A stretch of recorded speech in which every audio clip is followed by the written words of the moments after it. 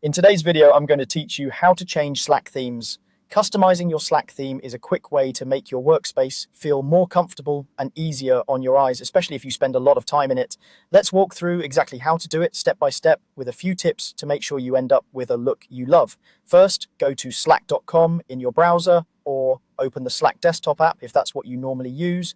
The path is the same either way, and your changes will apply to your view of Slack for that workspace.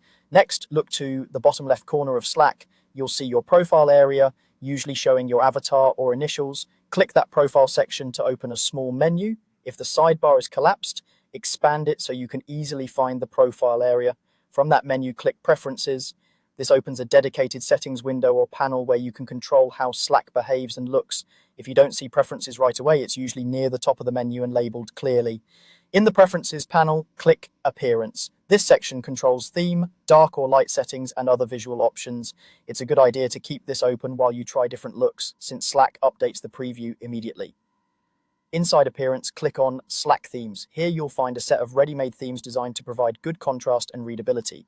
Think of these as curated color combinations for the sidebar and interface accents. Now, select a theme and click it. Slack will apply the change instantly so you can see how it looks with your channels, DMs, and sidebar.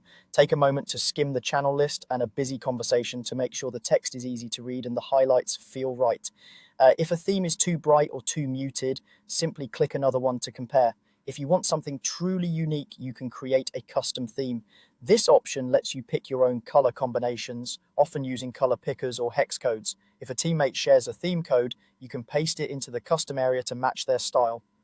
When customizing, aim for strong contrast between text and background to keep everything legible, especially for channel names and mention highlights. If it doesn't feel right, you can return to a built-in theme at any time by selecting it again. That's it. By following these steps, you'll have a Slack theme that fits your preferences, reduces visual strain, and makes your workspace feel personal and productive.